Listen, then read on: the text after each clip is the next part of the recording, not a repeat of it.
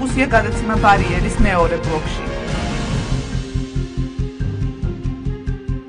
სალმებით ეთერშია ბარიერი, მას ასე როგორც უკვე ნახეთ ანონსში, ჩვენი გადაცემა ორი ბლოკისგან შედგება, ვინ ვის უსმენდა და ვინ უნდა აგოს პასუხი ამის გამო ეს არის ჩვენი გადაცემის მეორე ბლოკის თემა, გადაცემის პირველ ბლოკში კი როგორც უკვე შეიტყოთ, თბილისის მერობის კანდიდატი, მართველი გუნდის კანდიდატი დავით ნარმანია იქნება. მე მინდა მადლობა უთხრა ბატონ დავითს გადაცემაში მონაწილეობისთვის და მას ასე დავიწყოთ ბატონო დავით. პირველ რიგში ალბათ არ შეიძლება ბოლო 2 დღის მთავარ თემაზე არ დაგისვათ კითხვა, ეს არის ფარული მოსმენები, დიდი სკანდალია ამ თემასთან დაკავშირებით ატეხილი. თქვენ როგორ ფიქრობთ, ვინ გვისმენს? თქვენ ნახეთ რომ უსმენენ სახელმწიფო გუნდის წევრებს, შესაძლოა თქვენც გისმენენ, ვინ გვისმენს? ძველი ხელისუფლება თუ ახალი ხელისუფლება? ეს არის ძალიან საინტერესო კითხვა. მოგესალმებით, პირველ რიგში მოგესალმები ტელეკომპანია კავკასიის მაყურებლებს. ეს ის თემა, რომელზეც რასაკვირველია, საბოლოოდ დასკვნა საგამოძიებო ორგანოებმა უნდა დადონ და მათ უნდა თქვან, ვის ხელშია ის მოსასმენი აპარატურა, რომლიდანაც ინფორმაცია ესე საჯაროდ გადის შემდგომ და მთელი ქვეყანა ისმენს, როცა ორი ადამიანი ერთმანეთს ესაუბრება ტელეფონით. აქედან გამომდინარე, რა თქმა უნდა, მნიშვნელოვანია და მნიშვნელობა აქვს პერიოდს, იმიტომ რომ ყველამ ძალიან კარგად ვიცით, რომ წინა ხელისუფლების პირობებში ტოტალური მოსმენები ხდებოდა, შემდგომ გარკვეული პერიოდის განმავლობაში გარკვეული სამსახურები წინა პრეზიდენტის დაქვემდებარებაში იყვნენ. აქედან გამომდინარე, როგორც პერიოდი, ასევე სამსახურებრივ დაქვემდებარებასთან დაკავშირებული საკითხები, ის თუ სად იდგა ეს აპარატურა, ძალიან ბევრი ნიუანსია, რომელიც კვალიფიციურ გამოძიებას საჭიროებს და მე ვფიქრობ, რომ გამოძიების შედეგები აუცილებლად უნდა იქნას გასაჯაროებული, საზოგადოებრივი ინტერესი ამასთან დაკავშირებით საკმაოდ მაღალია და აქედან. კარგი, ძალიან მოკლედ მინდა ამ თემაზე ვისაუბროთ, ვინაიდან ჩვენ შემდგომში თქვენს წინასაარჩევნო კამპანიაზე, თქვენს პროგრამაზე ვისაუბრებთ ძირითადად, მაგრამ მაინც მინდა კითხოთ. ბევრი ირონიულად საუბრობს იმ თემაზე, რამდენად შეიძლება ოპოზიცია უსმენდეს ხელისუფლებას, ხელისუფლების წარმომადგენლებს, ასეთი რამ ცოტა უცნაური ხომ არ არის, რომ ოპოზიცია უსმენს ხელისუფლებას? მოდით, ოპოზიცია უსმენს ხელისუფლებას თუ თქვათ რაღაცა ვიწრო ჯგუფის ინტერესებში შედიოდა ეს და შემდგომ გადასცეს ტელეკომპანია რუსთავიორს, სწორედ რა თქმა უნდა, ეს ის თემებია, რაც გამოძიებამ უნდა გაარკვიოს. ოპოზიცია შეიძლება იყვნენ ისინი, ვინც უსმენდნენ ხელისუფლებას და სხვა ადამიანებს, მაგრამ მათ შეიძლება ჰქონდეთ შემორჩენილი წინა პერიოდიდან ის აპარატურა, რასაც ისინი იყენებდნენ. ვფიქრობ, რომ ეს შეიძლება არჩევნებს უკავშირდებოდეს და ხელისუფლების დისკრედიტაციის ცდელობას. რასაკვირველია, ჩვენი ჩანაწერებიც არის უკაცრავად Facebook-ზე, რომ აი მოვიდნენ ვიდეოებით და წავლენ ვიდეოებით, ანუ ფარული ჩანაწერებით მოვიდნენ 2012 წელს, ანუ სკანდალური ჩანაწერებით და წავლენ ეს სკანდალური ჩანაწერები. არც არავინ არ აპირებს წასვლას, ჩვენ ესესა მოვედით და ვაპირებთ ქვეყნის მშენებლობას, აქედან გამომდინარე, ამით ვერაფერს ვერ გვიზამს, თუმცა ის ბინძური მეთოდები, რომელსაც ისინი იყენებდნენ წლების განმავლობაში, როგორც ჩანს, ახლაც აქვთ თავიანთ არსენალში, მაგრამ მაინც არ არის სასურველი და მე მათ არ ურჩევდი ამ ბინძური მეთოდების გამოყენებას. უჯობესია შეეშვან მათ და ჯანსაღი და დემოკრატიული სახელმწიფო მშენებლობის პროცესში, როგორც ყველა ქვეყანაში ხდება, ჯანსაღი დისკუსიის რეჟიმში შემოვიდნენ ჩვენთან და არა ისე იმ მეთოდებით და ინფორმებით, რომელსაც ისინი იყენებენ დღემდე. კარგი, ბატონო, გადავიდეთ წინასაარჩევნო კამპანიაზე და მოდით ჯერ გარემოზე ვისაუბროთ. თქვენი ოპონენტები, ოპოზიციის წარმომადგენლები ხშირად ჩივიან ხოლმე იმასთან დაკავშირებით, რომ ხელისუფლების წარმომადგენელი არის უპირატეს მდგომარეობაში. ეს მარადიული პრობლემა, მარადიული თემა, თუნდაც იმით, რომ თქვენ გაქვთ სამთავრობო გუნდის მხარდაჭერა, გაქვთ შესაძლებლობა რომ გამოიყენოთ სამთავრობო შენობები, ისინი მონაწილეობენ თქვენს კამპანიაში, მაგალითად ჩემს წინა გადაცემაში ბატონი კახაკუკავა იყო, ქალბატონი ასმათ ყაბლაძე, ისინი საუბრობდნენ, რომ აი მაგალითად გუნდის ოცნების ხდომა სახელმწიფო კანცელარიაში გაიმართა, რომელზეც აი ამ წინასაარჩევნო საკითხებზე იყო საუბარი და ადმინისტრაციული რესურსით ამ თვალსაზრისით გამოიყენება. ისინი საუბრობდნენ, უკაცრავად ჩამოთვლი რა პრეტენზიები აქვთ ძირითადად ოპონენტებს ფინანსებზე, იმაზე რომ ისინი ვერ იზიდავენ ფინანსებს. როგორ ფიქრობთ, თქვენ როგორ აფასებთ წინასაარჩევნო გარემოს? შეიცვალა თუ არა უკეთესობისკენ ოპოზიციისთვის მაგალითად ვითარება, ვიდრე ეს იყო ეკონომისტი ვარ პროფესიით და ყოველთვის ვაკვირდები ტენდენციებს და ვაკვირდები ციფრებს, ტენდენციები და ციფრები ჩემთვის ბევრ რამეს საუბრობენ. გავიხსენოთ 2012 წლის არჩევნები, რა მდგომარეობა იყო, გავიხსენოთ 2010 წლის თვითმმართველობის არჩევნები, რა მდგომარეობა იყო და როგორ ტოტალურად იყენებდა მაშინდელი რეჟიმი ადმინისტრაციულ რესურსს. ჩვენ 2012 წლის არჩევნებში ძალიან გადამწყვეტი გამარჯვება მოვიპოვეთ საზოგადოების აქტიური მხარდაჭერით და ამით დავიწყეთ დემოკრატიული გარემოს ფორმირება.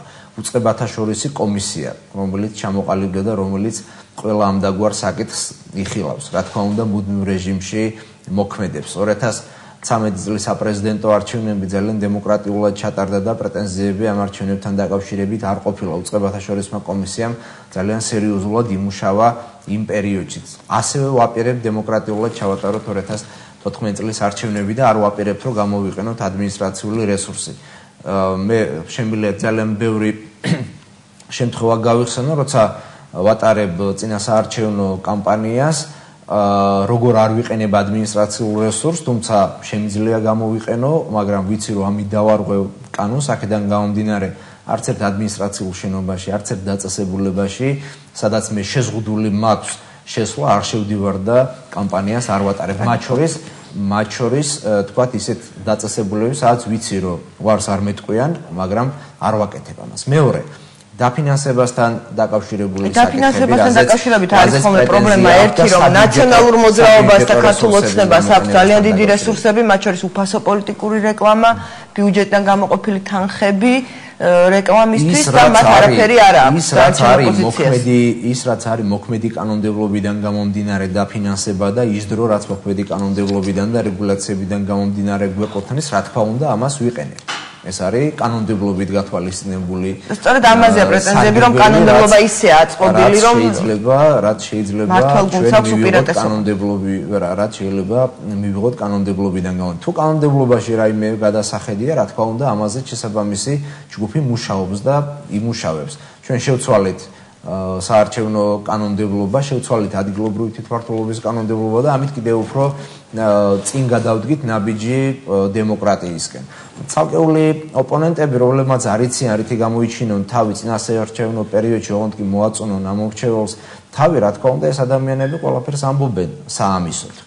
მაგალითისათვის ვთქვათ, თბილისის ბიუჯეტიდან ძალიან ხშირ შემთხვევაში პროექტები და პროგრამები, რაც ფინანსდება, მას იყენებენ ძალიან კარგად ნაციონალური მოძრაობის წარმომადგენლები, რომლებიც იგივე თქვათ სადარბაზოების შეკეთებასთან დაკავშირებული პროექტები, იგივე ინფრასტრუქტურის მოწყობასთან და მოწესრიგებასთან დაკავშირებული პროექტები, რომელიც დედაქალაქის ბიუჯეტიდან ფინანსდება და თითოეული ჩვენთაგანის მიერ არის გადასახადებით და მოსაკრებლებით ფორმირებული, ამბობენ რომ ესენი აკეთებენ ამას და ძალიან ხშირად ხვდებით გამგებლებს, ძალიან ხშირად ხვდებით ვიცემერებს, რომლებიც იქ ღებულობენ მონაწილეობას. ისინი ადმინისტრაციულ რესურსს იყენებენ ამის თქმა გინდათ და ბიუჯეტის ფინანსებს იყენებენ საარჩევნო კამპანიისთვის. ისინი რა თქმა უნდა, ხელისუფლება, უმრავლესობა თუ კანონს არ გვაქვს, რატომ არ აკეთებთ რეაგირებას? იყენებენ ამას და ცალკეული საკითხები დგება უწყებათა შორისი კომისიის ხომაზე, თუმცა აქაც გარკვეული ესე თქვა საკანონმდებლო ვაკუუმი არის და ალბათ დროთა განმავლობაში ეგეც უნდა იქნას გამოსწორებული. რაც შეეხება იმ პარტიებს, რომელთა რეიტინგი ნულს უტოლდება, ისინი რა თქმა უნდა ყველანაირ ხელს მიმართავენ, ოღონდ კი ჩვენი დისკრედიტაცია განახორციელონ, მაგრამ ამას ვერ მიაღწევენ. მე მახსოვს მაგალითისათვის თქვა ძალიან კარგად ერთ-ერთი მათგანის ბატონი კუკავას განცხადება იმასთან დაკავშირებით, რომ ასე ვთქვათ, ჩემი დასახელების შემდგომ ჩემი რეიტინგი იყო დაბალი და ის რომ მე გავაკეთებდი განცხადებას იმასთან დაკავშირებით, რომ სამინისტროში საქმიანობა უფრო მნიშვნელოვანი იყო და ბევრი პროექტები მქონდა განსახორციელებელი და აქედან გამომდინარე უარს ვიტყოდი მერობაზე. ანუ ან ოპონენტები ხართ და მან უნდა გააკეთოს თქვენ საწინააღმდეგო განცხადებები, თუმცა კი, მაგრამ კი, მაგრამ რეიტინგის მიუხედავად ოპოზიციას უნდა ქონდეს თავისუფალი კამპანიის ჩატარების და საშუალება თანასწორ პირობებში. რომ ატარონ კამპანია, უბრალოდ მათ დაძახილზე არ მიდის ამორჩეველი, იმიტომ რომ ნდობა არ აქვს და აქედან გამომდინარე სხვა ინსტრუმენტები უნდათ გამოიყენონ და ეს ის ინსტრუმენტებია, რაც მათ არსენალშია, ანუ პოლიტიკური ოპონენტების დისკრედიტაცია და ამით გარკვეული ესე თქვა დივიდენდების მოყოლა. როგორც რადგან თქვენ ახსენებთ ოპონენტები, მე გამოიყენონ უბრალოდ არასერიოზულია, უბრალოდ არასერიოზულია. აკითხავთ, სანამ გადავალთ შემდეგ უფრო კონკრეტულ პროგრამაზე საუბარზე, ვის მიიჩნევთ მთავარ ოპონენტად? თქვენ განაცხადეთ ამას წინათ, რომ დებატებში მიიღებთ მონაწილეობას ყველასთან და არა მხოლოდ ნაციონალური მოძრაობის კანდიდატთან. პრინციპში ეს ვფიქრობ, რომ არ არის ცუდი გადაწყვეტილება, ვინაიდან სწორედ ამაზე იყო ხოლმე პრეტენზიები ძირითადად, რომ აი მხოლოდ ორი კანდიდატი დებატობს, დანარჩენები ვართ თამაშგარე მდგომარეობაში და არ არის ეს თანასწორი და არ არის სწორი. ეს არჩევანი გასაგებია, აქედან გამომდინარე მინდა გკითხოთ, თქვენ ვის თვლით მთავარ კონკურენტად? NDI-ის კვლევებითაც კი 4ჯერ და უფრო მეტჯერ უსწრებთ სხვა ნებისმიერ კანდიდატს. აქედან გამომდინარე, თქმა იმისა, რომ ვინმე არის ჩვენი კონკურენტი, მე ვფიქრობ, რომ არასერიოზული შეფასება იქნებოდა. აქედან გამომდინარე, სერიოზული კონკურენტი ჩვენ არ ვყავს, მაგრამ მნიშვნელოვანია ჩვენი მხრიდან არჩევნების დემოკრატიულად ჩატარება, ჩვენი პროგრამის სათანადოდ წარმოჩენა და რაც შეიძლება მეტი, ასე ვთქვათ, კვლევები ალბათ გახსოვთ ხომ 2012 წლის არჩევნების წინ როგორი იყო. როგორი იყო და თქვენს გამარჯვებას არ მეტყველებდა, არ წინასწარ მეტყველებდა NDI-ის კვლევები მაშინ, მაგრამ სიურპრიზი მოხდა, ხო? არა, მე არ ვამბობ, რომ NDI-ის კვლევები ჩვენ ვეღნობით. NDI-ის კვლევებითაც კი, როცა ვამბობ, რომ 4ჯერ უფრო მეტი რეიტინგი გვაქვს, ესე მაშინ უფრო მეტი რეიტინგი. NDI-ის ხანდახან 500%-იანი ცდომილება აქვს ხოლმე, ასე რომ ამით გულს ნუ დაიმშვიდებთ. რაც შეეხება, არა, ჩვენ შესაძლებლობების მაქსიმუმზე ვმუშაობთ, ეს არის ჩვენი მთავარი ამოცანა. კარგით, გასაგებია კონკურენტებთან დაკავშირებით, რაც შეეხება დებატებს, რაზეც იყო თქვენი კითხვა, რა თქმა უნდა, ჩვენი პოზიცია არის ესეთი, რომ ერთობლივი დებატები როცა იქნება, ერთობლივ დებატებში მივიღოთ მონაწილეობა, რათა ჩვენი პროგრამა, რომელიც ჩვენ გვაქვს წარმოდგენილი, წარმოჩინდეს იმ სიმაღლეზე, რა სიმაღლეზეც საჭიროა და ვნახოთ სხვებს რა ექნებათ წარმოდგენილი, თუმცა მე ვშიშობ, რომ ბევრი მათგანის არსენალში იქნება ისევ და ისევ ხელისუფლების ლანძღვა, იქნება ისევ და ისევ გარკვეული თემები, რომლებიც მათ დახვეული აქვს თითზე და არ იქნება თემატურ და ასე ვთქვათ, პროგრამულ და სერიოზულ საკითხებზე. კარგით, რაც შეეხება პროგრამას, არსებობს თუ არა თქვენი პროგრამა, როგორც ასეთი? ჯერჯერობით მე რაც მოვიძიე, ეს არის ქალაქის განვითარების ხედვა, სულ რამოდენიმე გვერდზე დაწერილი, რამოდენიმე არა, ეს არის დავითვლი ახლავე, ეს არის 4 გვერდი პრაქტიკულად. ჩემი წინასაარჩევნო პროგრამა მეჯერ არ მინახავს. ჩემი წინასაარჩევნო პროგრამა არის პროფესიულად მომზადებული პროგრამა, მთელი 100 გვერდიანი პროგრამაა და მისი, ასე ვთქვათ, პრეამბულის ნაწილია ის, რაც თქვენ გაქვთ, ანუ მოკლე ამონარიდები პროგრამის ძირითადი მიმართულებებიდან. პროგრამა მოიცავს ყველა იმ პრობლემაზე პასუხს და იმ პრობლემის გადაჭრის ამოცანებს, რაც დედაქალაქს აწუხებს. აქედან გამომდინარე, მე ასე ვთქვათ, ჯგუფთან ერთად საკმაოდ დიდი ხანია ვმუშაობ ამ პროგრამაზე, რათა კვალიფიციურად წამდგარიყავი და ის ხედვები, რა ხედვებიც ქალაქის განვითარებასთან დაკავშირებით გამაჩნია, სწორად მიმეტანა ამ მომრჩეველობამდე. თქვენ დაწერეთ პირადად ეს პროგრამა, თუ დაეყრდენით პროგრამის სტრუქტურა მე თვითონ მოვამზადე უშუალოდ, პროგრამის ინფრასტრუქტურული კომპონენტი ეკონომიკურ განვითარებასთან დაკავშირებული ნაწილის დიდწილად მოვამზადე მე, თუმცა რა თქმა უნდა ყველა სფეროში სიღრმისეულად ჩემი გამოცდილება არ არის ისეთი, რომ ყველა ნაწილის განვითარებასთან დაკავშირებით მე მუშაობ, თუმცა პოლიტიკური კონტექსტი და სხვა საკითხები, რა თქმა უნდა, ჩემი მომზადებულია ამ თვალსაზრისითაც, მაგრამ ვიწრო სიღრმისეულ საკითხებზე ჩემმა მეგობრებმა და ექსპერტთა ჯგუფებმა იმუშავეს, რომლებიც ჩვენი ძალიან აქტიური კანდიდატები არიან. ამიტომ პროგრამა რასაკვირველია გამოქვეყნდება, როგორც ვრცელი ვერსია, ასევე დარიგდება კარდაკარ პროგრამის მოკლე ვერსია.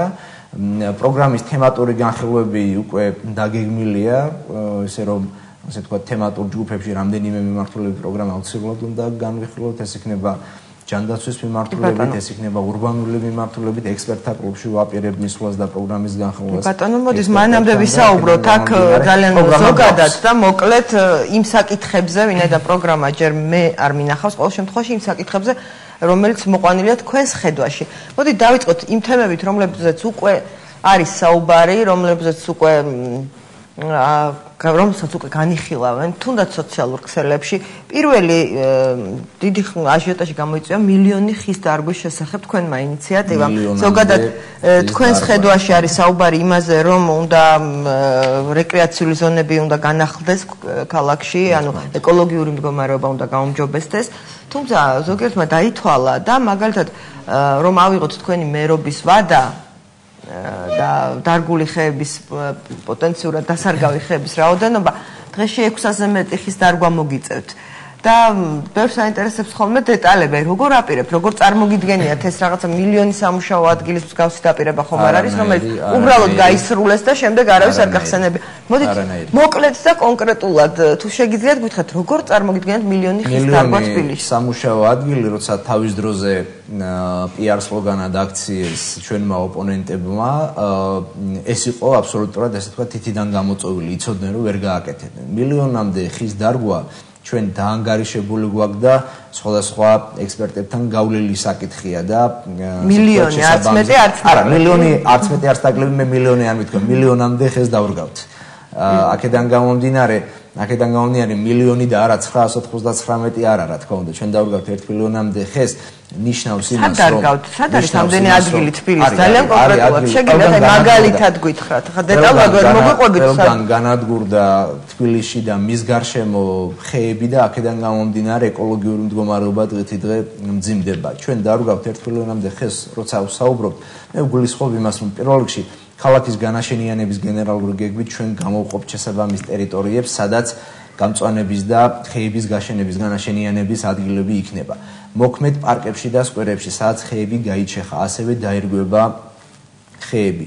ტროტუარების გარშემო, სადაც მიმდინარეობს ეს ყველაფერი, შეიძლება ჩაგეკითხოთ. აპირებთ თუ არა? შეიძლება თორე ესე ვეღარ აუხსნი ამორჩეულს იმ საკითხებს, რაც მათ აინტერესებთ.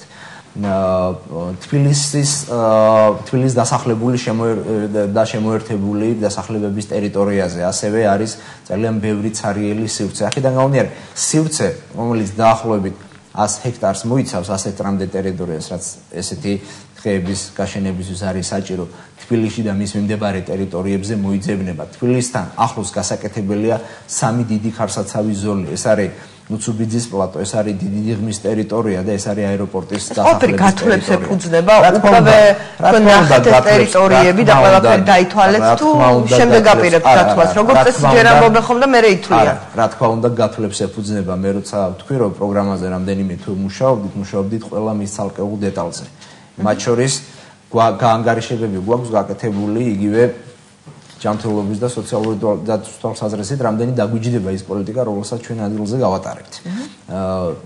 ამიტომაც მერია გააკეთებს შესაბამისი ტერიტორიების გამოყოფას, მერია შეისწავლის ნიადაგს თუ რომელ ტერიტორიაზე რა ჯიშები შეიძლება დავრგოთ, ასევე მერია შესაბამის ტერიტორიებს შემოღობავს, მერია ხომრივად ეს რა დაჯდება დაგითვლიათ? რა თქმა უნდა, ესეც დათვლილი გვაქვს და 20 წელიწადზე გვაქვს გითხრათ დაახლოებით რა დაჯდება? ეს ყველაფერი და ასევე 5 მილიონამდე დაურგავი ენერგია არსებობს სხვადასხვა სანერგიო მეურნეობებში. ალბათ უნდა შეისყიდოთ ხო ეს ყველაფერი? რა თქმა უნდა, შესყიდვა მოხდება, ზოგიერთი მათგანის გამოყვანა მოხდება, განსაკუთრებით მესამე მეოთხე წელს დასარგავ ენერგიებთან მიმართებაში. სპეციალისტების ძალიან აქტიური ჩართულობა იქნება საჭირო, იმიტომ რომ ყველა ტერიტორიაზე ყველა ენერგიის დარგვა არ შეიძლება რა თქმა უნდა. გასაგები, ამ დღეში მზად ხართ რომ მინიმუმ 500 ხე დარგოთ საშუალო გათვლება. მოდით მე მეორე სტატისტიკას მოვიყვანთ. 600-ზე მეტი გამოდის მილიონს თუ დარგავთ 680 დაახლოებით, მაგრამ თბილისში 1 მილიონამდე დასრული ადამიანი ცხოვრობს. თითო ადამიანს მოუწევს თითო ხის დარგვა, როცა ჩვენ ძალიან აქტიურ კამპანიას დავიწყებთ ერთად დავრგოთ თბილისისთვის ხე.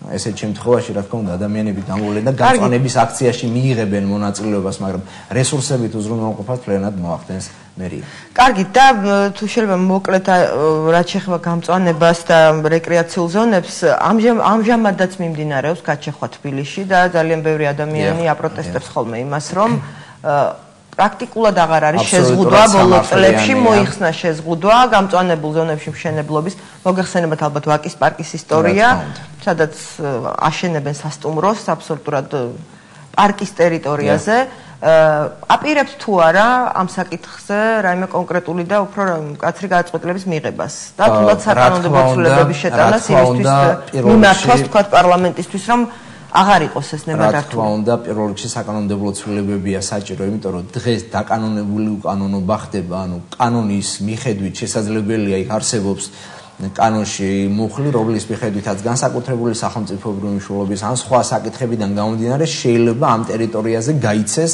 ნებართვა მშენებლობასთან დაკავშირებით და ბევრია ისეთი მშენებლობის ნებართვები, რომელიც კანონის ამ ნორმიდან გამომდინარეა გაცემული, ამიტომ პირველ რიგში საკანონმდებლო რეგულაცია უნდა გაკეთდეს, მეორე იქ სადაც იქნება გამწვანების ზონები, იქ საკრებულოს გადაწყვეტილების და გენერალური გეგმის მიხედვით ეს ტერიტორიები იქნება ხელშეუხებელი. და იქ აპირებთ რადიკალურ ცვლილებებს ამ თემაზე. რა თქმა უნდა, იქ ხელშეუხებელი იქნება ტერიტორიებზე ხეები და იქ სასტუმროების ჩადგმა თუ სახლების ჩადგმა იქნება შეზღუდული, მაგრამ ქალაქში ცალკე გამოყოფილი იქნება განაშენიანებისთვის ტერიტორია, სადაც შეიძლება აშენდეს სახლები, სადაც შეიძლება აშენდეს სავაჭრო ობიექტები და ასე შემდეგ. კარგით, აქედან გამომდინარე ეს აუცილებელ რეგულაციას დაექვემდებარება. უბრალოდ დღეს ერთი ძალიან საინტერესო კითხვა მივიღე. რა არის ისეთი, რასაც ვერ შეცვლით ქალაქში. ვერ შევცვლით ისეთ რაღაცას, რაც უკვე დამთავრებული და დასრულებულია. თუ რაიმე აშენებული იქნება ან გადაწყვეტილება კანონიერად იქნება მიღებული, იმას რა თქმა უნდა ვერ შემოვატრიალოთ, მაგრამ სამომავლო ხედვა რასაკვირველია გვაქვს პროგრამაში. კარგით, კიდევ ერთი პროექტი, პანორამა თბილისი, რომელიც ასევე ყურადღების ცენტრში მოექცა და განსხვავებული მოსაზრებები გამოითქვა. ბევრს არ მოწონს ეს პროექტი იმის გამო, რომ ის მთლიანად სulis ძველი თბილისის იერსახეს თითქოს და ერთ-ერთი მთავარი რის გამოც არ მოწონთ ეს პროექტი არის ის, რომ გაუგებარია ბოლომდე რა არის და როგორ არის, ხო? ანუ ის არ ყოფილა განხილვის საგანი, გადაწყვეტილებები მიიღება გაუმჭვირვალედ, ანუ არ ყოფილა საზოგადოების სამსჯავროზე გამოტანილი. ჩვენ მივეჩვეთ იმას, რომ წლების მანძილზე მერიაში განიხილებოდა საკითხები, რაღაც გადაწყვეტილებები მიიღებოდა ისე, რომ არ ითვალისწინებდნენ სპეციალისტების აზრს, არ ითვალისწინებდნენ საზოგადოების აზრს და შემდეგ უკვე დგებოდით ფაქტის წინაშე. აი ეს პროექტი პანორამა თბილისი ალბათ ამიტომაც გახდა განსაკუთრებული აჟიოტაჟის საგანი, რომ ეს ტენდენცია გამოიკვეთა, რომ ახალმა ხელისუფლებამ შესაძლოა ისევე როგორც ძველმა თავს მოახვიოს თბილისს თუ ერთად ქვეყანას ასეთი პროექტები, რომელიც იქნება კონკურსის გარეშე გაუმჭვირვალედ მიღებული და გადაწყვეტილი. თქვენ როგორ უყურებთ აი ამ კონკრეტულ პროექტს და როგორ აპირებთ თქვენი მერობის შემთხვევაში გადაწყვეტილებების მიღების მექანიზმის აწყობას? ანუ ასეთი პროექტები ამ თემამ ხელოვნურად დაიწია ისეთნაირად, რომ ჯერ საპროექტო გადაწყვეტილება მომზადებული არ იყო. ანუ ეს როგორც თუმცა ჩვენ ნახეთ აქ ნახატები, ხო? ხო, და ზუსტად ამ ნახატებზე დაყნობით აიწია თემა. მე როგორც მაშინდელი ინფრასტრუქტურის მინისტრი მოწვეული ვიყავი თანაინვესტირების ფონდის პროექტების პრეზენტაციაზე და ვესწრებოდი ამ პრეზენტაციას, სადაც მთელი არსენალი იქნას წარმოდგენილი სამომავლო პერსპექტიული პროექტებისა და იქიდან ასე თქვათ ეს თემა იქნა ამოღებული და აწეული ასე თქვათ მე ვიტყოდი ხელოვნურად. ვიცი რომ ინტერესი საზოგადოების მხრიდან ძალიან მასშტაბური პროექტია, როგორც მის ავტორებმა გითხრეს, ხომ, ძვირადღირებული და თბილისის ცენტრს მოიცავს. არის რა თქმა უნდა ძალიან საინტერესო პროექტია, მაგრამ ვიდრე საბოლოო საპროექტო დოკუმენტაცია არ მომზადდება და ვიდრე ასე თქვათ მთლიანი კონცეპტუალური ხედვა არ იქნება ჩამოყალიბებული, მანამდე მის ავკარგიანობაზე მსჯელობა მე ვფიქრობ რომ აზრს მოკლებული. ჩემი პოზიცია რა? კი ბატონო, ჩვენ დეტალებზე ვერ ვისაუბრებთ, ბატონო და ზუსტად ამას მეც ნახევარი წუთი და მოგცემთ დროს არ არის პრობლემა, კი ბატონო. აქ თავარი ამ პროექტს არ განვიხილავთ ჩვენ. და რო თქვა ჩემი სათქმელი გადაწყვეტილების მიღების მექანიზმს განვიხილავთ ჩვენ. ზუსტად ეგ უნდა ვთქვა. ჯერ უნდა ვაცალოთ ინვესტორს წარმოადგინოს თავისი ხედვა ამასთან დაკავშირებით, მან უნდა მოახდინოს ქალაქის ძველი იერსახესთან შესაბამისობაში მყოფი პროექტის მომზადება და ესეთი პროექტი უნდა წარმოადგინოს განსახილველად. აუცილებლად განხილვებში უნდა ჩაერთოს ურბანისტები, აუცილებლად განხილვებში უნდა ჩაერთოს ქალაქდაგეგმარების სპეციალისტები, აუცილებლად განხილვებში უნდა ჩაერთოს კულტურული მემკვიდრეობის სპეციალისტები და ეკოლოგები უნდა ჩაერთონ და განხილვები. ეს პროექტი ჯერ უკვე დამტკიცებულია, არ არის დამტკიცებული, იმიტომ რომ ერთი საჯარო განხილვა იყო მერიაში და შესაბამისად მერიამ მისცა განაშენიანების რეგულირების გეგმასთან დაკავშირებით მთელი რიგი მოთხოვნებისა, სხვა შორის ძალიან მკაცრი მოთხოვნები დაუყენა ინვესტორს და ახლა ასე ვთქვათ, ინვესტორი დამუშავების სტადიაში და მან პროექტი საბოლოო ფორმით უნდა წარმოადგინოს, ჯერ არ წარმოუდგენია. ანუ თქვენ იძლევთ პირობას, რომ თქვენი მერობის შემთხვევაში მსგავსი ტიპის პროექტების განხილვა მოხდება გამჭვირვალედ და არა განხილვა მოხდება გამჭვირვალედ და პროექტების განხილვასთან დაკავშირებით პროექტების გამხილველი ჯგუფი იქნება, რომელიც სწორედ ესეთი კვალიფიციური სპეციალისტებისგან იქნება დაფუძნებული. თუმცა ნებისმიერი ქალაქის მერი ინატრებდა მის ქალაქში $9 მილიარდიან ინვესტიციას, იმიტომ რომ ეკონომიკური და სოციალური თვალსაზრისით მართლა ძალიან მნიშვნელოვანია. მე არაფერს ვამბობ მის არქიტექტურულ და კულტურულ მემკვიდრეობასთან დაკავშირებით ძალიან მნიშვნელოვანია, ძველ თბილისში ხდება პროექტი. რა თქმა უნდა, ეს შესაბამისმა სპეციალისტებმა უნდა შეისწავლონ და დადონ დასკვნა ამასთან დაკავშირებით. მე ამის სპეციალისტი არა ვარ და არ მაქვს პრეტენზია, რომ მე არქიტექტურულად შევაფასებ ამ პროექტს, ან შევაფასებ თქვათ ისტორიული მემკვიდრეობის თვალსაზრისით, თუმცა ვიცი, რომ მემკვიდრეობა შენარჩუნება ჭირდება და ჩემი პოლიტიკაც იქითკენ იქნება ორიენტირებული, რომ ისტორიული და კულტურული მემკვიდრეობა შევინარჩუნო და არ ხელყოთ, მაგრამ ქალაქსაც განვითარება ჭირდება და ინვესტიციები გჭირდება იმისაც, რომ ადამიანები დასაქმდნენ და საბიუჯეტო შემოსავლები გაიზარდოს და ამით სოციალური ფონი გაუმჯობესდეს. გასაგებია, მოდი რეკლამა ჩვენს გადაცემაში. რეკლამის შემდეგ მე მინდა ვისაუბროთ თქვენს სოციალურ პროექტებზე, რაზეც ხშირად საუბრობენ ხოლმე არა მხოლოდ თქვენი ოპონენტები, არამედ რიგითი მოქალაქეებიც, ის რომ უმუშევრობა ძიმე პრობლემაა ქვეყანაში, რომ მოდით არ ვთქვათ, რომ იზრდება უმუშევრობა, თუმცა ესეც შეიძლება ვთქვათ. მოდით მე როგორც ვეცდები, რომ კორექტული ვიყო და ვიტყვი, რომ უმუშევრობის პრობლემა არსებობს ამ ქალაქში. როგორ ხედავთ თქვენ ამ პრობლემის გადაჭრას, როგორც ვთქვათ, ბიზნესის განვითარების კუთხით, ასევე სამუშაო ადგილების შექმნის კუთხით, უშუალოდ ინფრასტრუქტურული პროექტების თვალსაზრისით. როგორ ხედავთ თქვენ სოციალურ საკითხებს, როგორ ხედავთ სატრანსპორტო მოწყობას, აი ამაზე მინდა ვისაუბროთ რეკლამის შემდეგ. ჩვენ კიდე გვაქვს ცოტა დრო, სანამ გადაცემის მეორე ბლოკზე გადავიდოდით. პროგრამაში გვაქვს ასახული. ბატონო, და მოკლედ თუ შეიძლება გითხრათ ეს ყველაფერი, რეკლამა ჩვენს ეთერში ძალიან მალე დავბრუნდებით.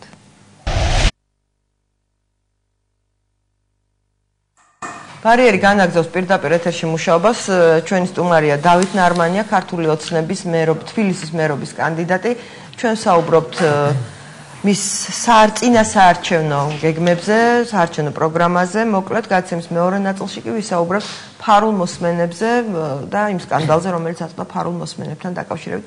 ბატონო დავით, როგორც რეკლამამდე თქვი, მოდი ვისაუბროთ ძირითად პროექტებზე, მოკლედ, რომელიც თქვენ გაქვთ მზად და რომლისთვისაც ემზადებით. მოდით დავიწყოთ უმუშევრობის თემით. უმუშევრობის პრობლემა ის არის, რაზეც თქვენი ოპონენტები ყველაზე ხშირად საუბრობენ ხოლმე. ისინი ხშირად ამბობენ, რომ ყველაფერი გაჩერებულია ამ ქალაქში, როგორც ინფრასტრუქტურული პროექტები, ასევე ეკონომიკა და ბიზნესი და აი მაგალითად ზოგიერთს აქვს დაპირება, რომ თქვა ბიზნესს შეუმცირებს გადასახადებს თბილისში, არ ვიცი, ხომ თბილისში მარტო როგორ მოხდება ეს, მაგრამ რომ განავითაროს და წაახალისოს ბიზნესი. თქვენ რა გეგმა გაქვთ ბიზნესის განვითარებისთვის და რა ინფრასტრუქტურული პროექტები გექნებათ ისეთი, რომელიც რაღაცნაირად ფონს შეცვლის უმუშევრობასთან მიმართებაში, არც რამდენად ეს შესაძლებელია. რა ჩვენ უმუშევრობის საკითხს ვაფასებთ როგორც ერთ-ერთ მწვავე საკითხს და კვლევებიც ამას ადასტურებენ. ოფიციალური სტატისტიკით 30%-ზე მეტი დედაქალაქში მცხოვრები მოსახლეობის არის უმუშევარი, თუმცა თვითდასაქმებულებიც ჩვენთან თავს უმუშევრად თვლიან და ეს პროცენტული მაჩვენებელი 50-მდეც კი ადის ესეთ შემთხვევაში.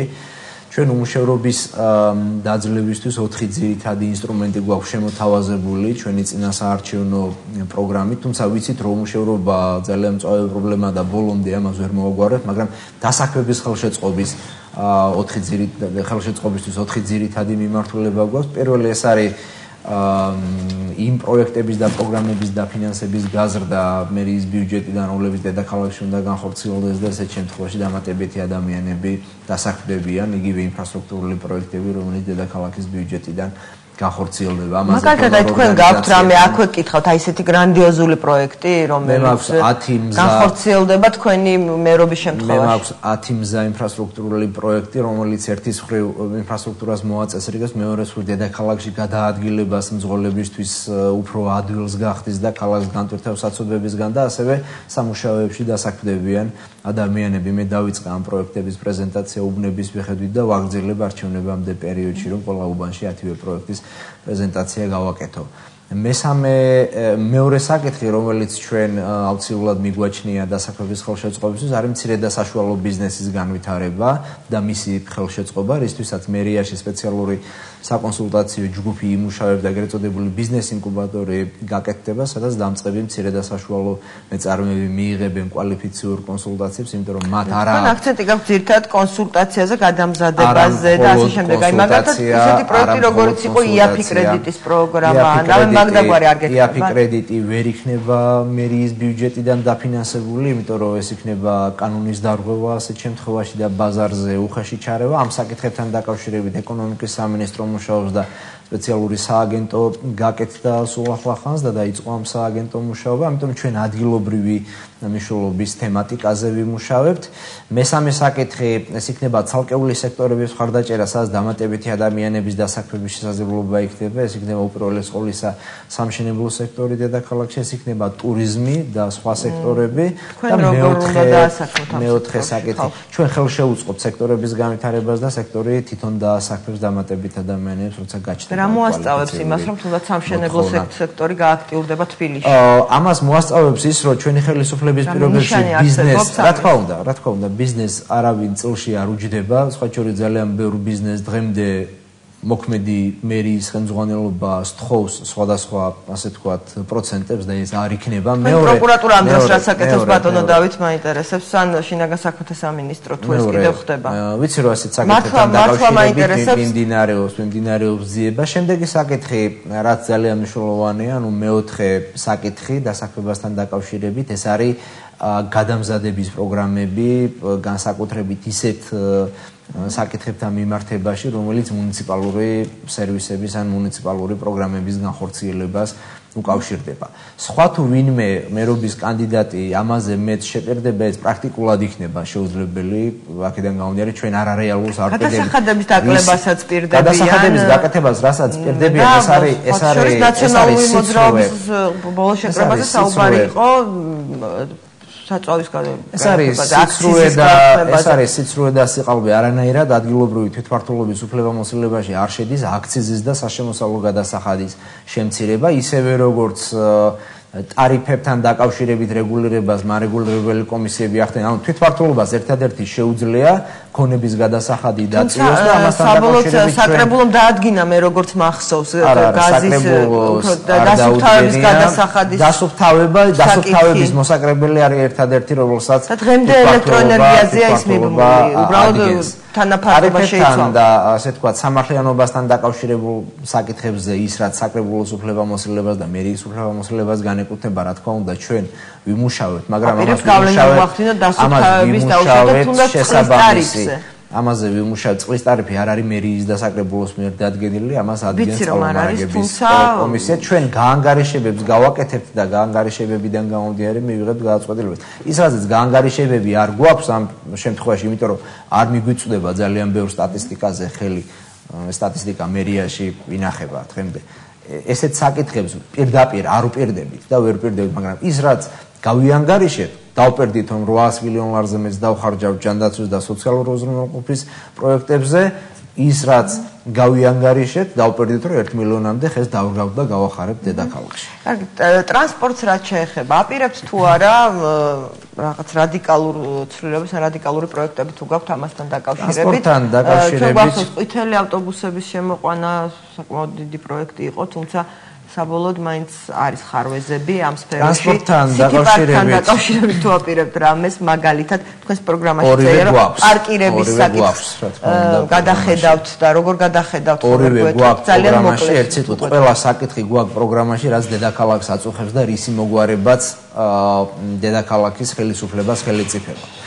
რაც შეეხება საცობებს, საცობები ერთ-ერთი მტკივნეული პრობლემაა დედაქალაქში. დედაქალაქის საცობებისგან განტვირთვასთან დაკავშირებით და სატრანსპორტო სისტემის მოწესრიგებასთან დაკავშირებით ჩვენ გვაქვს შემდეგი მიდგომა. პირველი, აუცილებლად უნდა განვახორციელოთ სატრანსპორტო ნაკადების კვლევა, როგორც ეს კეთდება ევროპის ძალიან ბევრ მსხვილ ქალაქში, იმიტომ რომ ბევრია დასახლებები, სადაც ტრანსპორტი არ ადის, ან ადის უფრო იშვიათად, ვიდრე მასზე მოთხოვნა არის. აქედან გამომდინარე, საქალაქო ტრანსპორტის მოძრაობის გრაფიკები იქნება გადახედილი და სხვანაირად აეწყობა ტრანსპორტის მოძრაობის სქემა. საცობებთან დაკავშირებით ჩვენ ეს 10 მზა ინფრასტრუქტურული პროექტი რაც გვაქვს ამ პროექტების განხორციელებას დავიწყეთ, მაგრამ დამატებით ახალ პროექტებზე მუშაობთ კიდე. საცობებთან დაკავშირებით ასე უნდა ითქვას ის, რომ პარკირების ადგილები, რომელიც ჩვენ გვინდა რამდენიმე საფეხურიანი და იარუსიანი ავაშენოთ, რა თქმა უნდა, განტვირთავს ქალაქის იმ ნაწილს, სადაც ტროტუარზე და გზის განაპირა ნაწილზე დგანან ავტომანქანები და ეს მანქანები შევლენ იმ პარკირების ადგილზე და გამონთავისუფლდება სავალი ზოლი. გარდა ამისა, ბიუჯეტიდან დაიხარჯება თან პარკირების ადგილების ასაშენებლად. უნდა დაიხარჯოს ისეთი პარკირების ადგილების ასაშენებლად, რომელიც არ შედის City Park-ის უფლებამოსილებაში, მერიის ბიუჯეტიდან, თუმცა აქვე დავძენ, რომ City Park-თან გაფორმებული ხომ არ იქნებოდა, რომ ასეთი ტიპის აზრს წვეთ და ესეთ შემთხვევაში ვერ მიმყავს ბოლომდე და ვერ ვეუბნები ამ მრჩევლებს ისე როგორც უნდა უთხრა მათ ეს. მნიშვნელოვანია ის, რომ City Park-თან არის ძალიან კაბალური ხელშეკრულება გაფორმებული, აქედან გამომდინარე ეს ხელშეკრულება გამოსაძიებლად საგამოძიებო ორგანოებს უნდა გადაუგზავნოთ. თუმცა არის გარკვეული ვალდებულებები, რაც City Park-ის მხრიდან არის შეუსრულებელი და მას მოვთხოვთ, ისევე როგორც აუცილებლად გადავხედავთ ცალკეულ ისეთ საკითხებს, რომლებიც კანონმდებლობასთან და ნორმებთან შეუსაბამოა, მაგალითად თქვათ ქუჩაში მდგარი ავტომობილის გატაცება თუ და წაყვანა საჯარიმო სადგომზე თუ ის არ უშლის მოძრაობას ხელს. და მათ შორის იყო შემთხვევა, როცა ბავშვიანი ავტომობილი წაიყვანეს, სასამართლოშიც არის მოგებული ეს პროცესი, ამიტომ პრეცედენტი ამ შემთხვევაში ისეთ პრეცედენტები ისეთია, რომელიც ჩვენ წესრიგზე ასხამს წყალზე გადავხედავთ. პროპრიანი ხომ არ იქნებოდა თქვენ იმის კითხვა მინდოდა, რომ ზუსტადაც აი ესეთი პარკირების ადგილები, რომელიც ინვესტიციას მოითხოვს და თქვათ აშენებას მოითხოვს, სწორედაც რომ კერძო კომპანიებმა აშენონ და არა ის რაც მაგალითად City Park-მა უბრალოდ შეღება რაღაც ადგილები და არაფერი არ უშენებია. ძალიან ცუდად რაც შეღება, რა თქმა უნდა, ეს სისტემა აუცილებლად შეიცვლება, რაც შეეხება ვინ უნდა ააშენოს, ამაზე საჯარო კერძო პარტნიორობის პროგრამები არსებობს, სადაც მერია გამოყოფს ტერიტორიებს, მერიამ შეიძლება თქვა გარკვეული მარეგულებელი ნორმები დაადგინოს და სხვა საკითხები გააკეთოს კერძო სექტორმა და ასე თქვა პარკირების საფასურის შემდგომ 5 წუთი დაგვრჩა და მინდა უცბად რამდენიმე თემასაც შევეხოთ. გიწერიათ თქვენს ხედვაში ამორტიზებული შენობების, ეგრეთ წოდებული მათ შორის ეგრეთ წოდებული ხრუშოპების ეტაპობრივად ახალი შენობების ჩანაცვლება. როგორ წარმოგიდგენიათ ეს პროცესი? იყო ერთ-ერთი პროექტი, ძალიან დიდი თემა. როგორ წარმოგიდგენიათ, მერიამ უნდა დაიწყოს თვითონ მშენებლობებში მონაწილეობა? ეს არის ძალიან დიდი თემა და ძალიან მწვავე თემა ქალაქში, იმიტომ რომ ძალიან ბევრი საცხოვრებელი სახლი არის ამორტიზირებული. ამ პრობლემას ჩვენ 4 წლის განმავლობაში თავიდან ბოლომდე ვერ მოულით და ვერ მოვაგვარებთ. მე ეს კარგად ვიცი და ამასაც პირდაპირ არ ვპირდებით ამომრჩევლებს, მაგრამ პირველი რასაც გავაკეთებთ არის იმ ინფორმაციის ანალიზი, რაც დღეს ინახება მერიაში. ამ ანალიზის საფუძველზე არის ძალიან ბევრი ადამიანი ქირით გაყვანილი და თვეში 200 ლარს იხდის მერია ყოველთვიურად ოჯახებზე და უკვე რამდენიმე წელია ეს ადამიანები გაყვანილი არიან და მერიას ვალდებულება აქვს აღებული, რომ ისინი დააკმაყოფილოს საცხოვრისით. ამიტომ ამ ნაწილთან დაკავშირებით ინვესტორებთან მოლაპარაკებები უნდა დავიწყოთ და გავაგრძელოთ, ვისთანაც დაწყებულია, რომ მერია უშუალოდ არ აპირებს შენებლობაში ჩართოს, როგორც უბრალოდ კერძო სექტორს გაუწევს კოორდინირებას. გასაგებია ეს მაინტერესებდა. იმიტომ რომ მერიას მიუხედავად იმისა, რომ ბიუჯეტი წლიური დაახლოებით 750 მილიონ ლარამდეა, ვერ გაწუდება სოციალურ, გარემოსდაცვით, ადმინისტრაციულ და ყველა სახის ხარჯებს მერიის ბიუჯეტი. ამიტომაც აქაც საჯარო კერძო პარტნიორობის ფორმა იქნება გამოყენებული, სადაც მერია კომუნიკაციებს მიიყვანს, მერია ტერიტორიას გამოყოფს, მერია საჯარო ინფრასტრუქტურას მოაწესრიგებს, სხვა ნაწილი უნდა ააშენოს კერძო სექტორმა, რა თქმა უნდა კოეფიციენტის გაზრდა დაჭერდება იმისათვის, რომ დამატებითი ფართები გაყიდოს კერძო სექტორმა და მიიღოს მოგება. ანუ თქვენ აპირებთ აი ამას გაუკეთოთ უბრალოდ ორგანიზება. რა თქმა უნდა. გასაგებია და ერთი კითხვა, რომელიც აუცილებლად მინდოდა დამესვა, თავშესაფრის მიუსაფარი მოქალაქეების თავშესაფრის უზრუნველყოფაზე არის თქვენს ხედვაში საუბარი. როგორ წარმოგიდგენიათ ეს მოკლედ რომ? ეს არის ადგილობრივი თვითმმართველობის ახალი კოდექსი თვითმმართველობებისთვის გადაცემული უფლებამოსილება. ადრე ესეთი უფლებამოსილება არ ჰქონდათ თვითმმართველობებს, აქედან გამომდინარე უკვე კანონით გვეკისრება ვალდებულება, რომ ჰქონდეს ესეთი თავშესაფარი. ამაზე ზრუნვა უკვე დაწყებული გვაქვს იმ პერიოდიდან, როცა მე რეგიონული განვითარების და ინფრასტრუქტურის მინისტრი ვიყავი, თუმცა მაშინ დროებითი თავშესაფარი გავაკეთეთ და გარდა ამისა მოვამზადეთ საპროექტო დოკუმენტაცია, თუ როგორ უნდა გაკეთდეს ეს თავშესაფარი და როგორ უნდა მოეწყოს. ისევე როგორც ჯანდაცვის სამინისტრომ შეიმუშავა და მთავრობაზე დამტკიცებულია თავშესაფრის ორგანიზების და მოწყობის წესი. ამიტომ რეგულაციები გვაქვს, პროექტი გვაქვს, უბრალოდ ასაშენებელი იქნება და პროექტი და ყოველწლიურად პროგრამულად უნდა მოხდეს მისი მართვა, ანუ უნდა გადაეცეს ვინმე ორგანიზაციას, რომელსაც შეუძლია იქ სამედიცინო მომსახურება გაწიოს, კვებით უზრუნველყოფის მომსახურება გაწიოს და ამ ადამიანების უზრუნველობა გაწიოს ადგილს. კარგი, ჩვენ უნდა დავასრულოთ ჩვენი საუბარი, მე დაგისვათ ბოლო კითხვას და თუ რამე გინდათ ისეთი ბრძანოთ, რაც მე არ დაგისვით, შეგიძლიათ ბოლოს თქვათ თქვენ თვითონ, თქვენი აზრით რა იქნება გადამწყვეტი ამ არჩევლისთვის, ამ არჩევნებში თქვენთვის ხმის მიცემის დროს?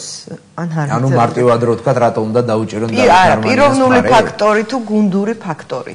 რა თქმა უნდა, გუნდური ფაქტორი, ჩვენ ვართ ერთი გუნდი, ძლიერი გუნდი და მე როცა საარჩევნო კამპანიას ვატარებ, ხალხს უსვამ იმას, რომ მხოლოდ მე არ ვარ და მხოლოდ ჩემი არჩევა არ ხდება, მე ვიქნები მერი, უწყების პირველი პირი, მაგრამ ირჩევა საკრებულოს შემადგენლობა, როგორც მაჟორიტარი დეპუტატები, ასევე სიითი შემადგენლობა და ჩვენ ვიქნებით ერთი გუნდი, ვინც, ასე ვთქვათ, ასევე გუნდურ თამაში ვიქნებით ცენტრალურ ხელისუფლებასთან და ის საბოტაჟი, რომელიც წელიწადნახევრის განმავლობაში ხორციელდებოდა თბილისის მერიის მხრიდან დასრულდება და ძალიან ბევრი სასიკეთო საქმე, რაც შეგვეძლო გაგვეკეთებინა, მაგრამ საბოტაჟის პირობებში ვერ კეთდებოდა, ერთობლივი და გუნდური თამაშის შემთხვევაში შეგვეძლება რომ გავაკეთოთ და უფრო სწრაფად წავიყვანოთ ქალაქი განვითარების. უნდა დავასრულოთ ჩვენი ეს ბლოკი გადაცემის, თქვენ თუ გაქვთ რაიმე რეპლიკა ბოლოს დარჩენილი, ვისი თქმაც, ვისი კითხვის დასმაც მე ვერ მოვასწარია, ვერ დაგისვით. ჩვენ მე მინდა უთხრა ჩვენს თანახმადელებს, რომ ძალიან საინტერესო პროგრამა გვაქვს და ეს პროგრამა პასუხობს ყველა იმ პრობლემას, რაც დედაქალაქშია დაგროვილი. ჩვენ სწორედ ჯერ პრობლემების კვლევა და ანალიზი გავაკეთეთ და ამის შემდეგ მოვამზადეთ ეს პროგრამა და პროგრამა არ მომზადებულა კაბინეტურ რეჟიმში. დიდი მადლობა გადაცემაში მონაწილეობისთვის. ხვალ ბარიერის პირველი ბლოკის სტუმარი იქნება ნაციონალური მოძრაობის თბილისის მერობის კანდიდატი მელია. გადაცემის მეორე ბლოკში კი დავბრუნდებით 2 წუთში და ჩვენი თემა იქნება სკანდალი ფარულ მოსმენებთან დაკავშირებით. დაგველოდოთ, ვფიქრობ საინტერესო დისკუსია უნდა იყოს.